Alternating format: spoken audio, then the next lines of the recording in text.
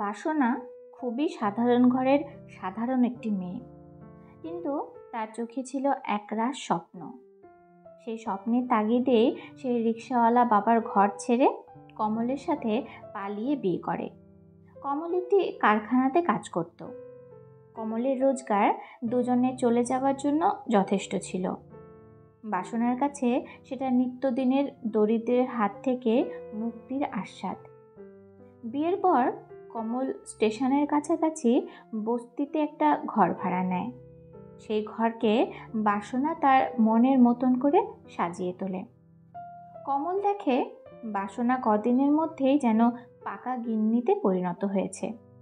মাঝে মাঝে এই বাসনার মধ্যে তার পুরনো প্রেমিকাকে খুঁজে পাওয়ার চেষ্টা করে, যে দেখা হলে সিনেমা, ফুচকা, ঝালমুড়ির আবদারে তাকে অতিষ্ঠ করে তুলত। কিন্তু কমল দেখে বাসনার এখন এসবে আর কোনো আগ্রহ নেই। সুযোগ পেলে নিত্য নতুন জিনিস কিনে ঘরের শোভা বাড়ানোর চেষ্টা করে। এইভাবেই বাসনার জীবনচক্র আবর্তিত হচ্ছিল। তার মধ্যেই একটি ছেলে ও একটি মেয়ে সেই আবর্তনের সঙ্গী হয়।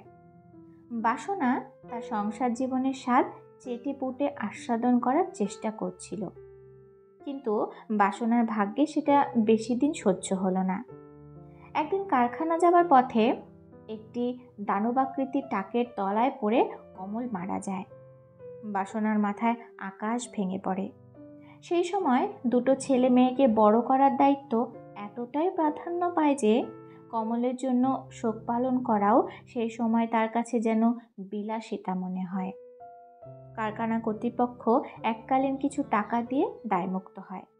বাসনা কমলের টাকাটা ভবিষ্যতের জন্য যত্ন সহকারে তুলে রাখে। মনে মনে ঠিক করে তাকে কিছু করতে হবে। চারিদিকে খোঁজ চালিয়ে একটা পরিবারের সারাদিন দেখাশোনা করার কাজ পায়। বাসনা সেই মুহূর্তে যেন হাতে স্বর্গ পায়। নিজের সন্তানদের দেখাশোনার জন্য শাশুড়িকে কাছে এনে রাখে। প্রথম দিন বাসনা মনে একটা শঙ্কা নিয়ে কাজে যায়, কারণ এর আগে কোনো দিন এরম অভিজ্ঞতা তার হয়নি। গিয়ে দেখে পরিবারের মানুষগুলো খুবই ভালো। স্বামী, স্ত্রী আর তাদের একটি ছেলে আছে। ছেলেটির নাম পিকু। ওর ছেলের থেকে কিছুটা বড়। পিকু কিছুদিনের মধ্যেই বাসনার ন্যাওটা হয়ে যায়। দাদাবাবু আর বৌদিমণি তো বাসনা বলতে অজ্ঞান।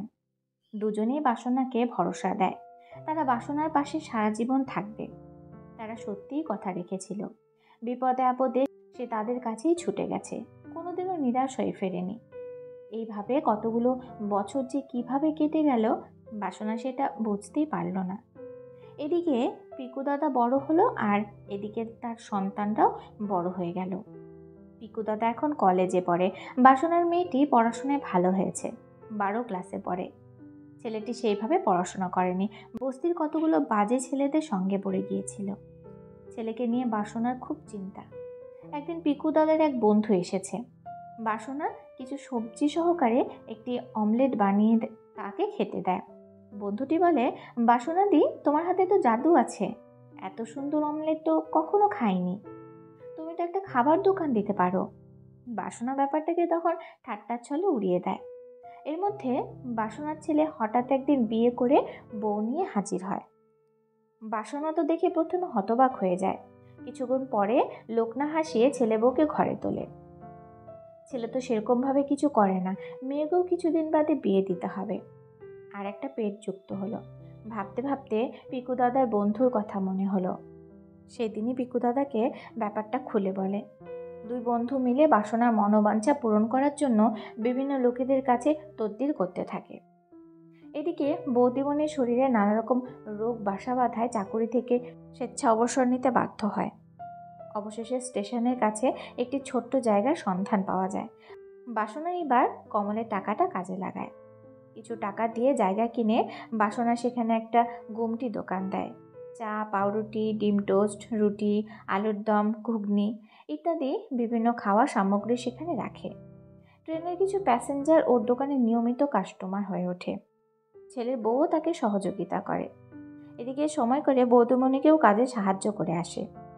দোকান চালিয়ে বাসনার ভালোই রোজগার হচ্ছিল।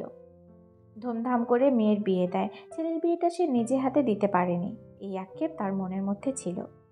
এদিকে পিকু দাদারও বিয়ে হয়ে যায়। বিয়ের কদিন দোকান বন্ধ রেখেছিল, কারণ বাসনা ছাড়া তাদের জীবন অন্ধকার। ভালোই সব কিছু চলছিল। হঠাৎ দাদাবাবু হার্ট অ্যাটাকে একদিন চলে গেলেন। তখন পিকু দাদা বৌদিমণিকে সামাল দেওয়ার জন্য অন্যদিকে দোকান চালানো বাসনা হিমশিম খেয়ে যাচ্ছিল।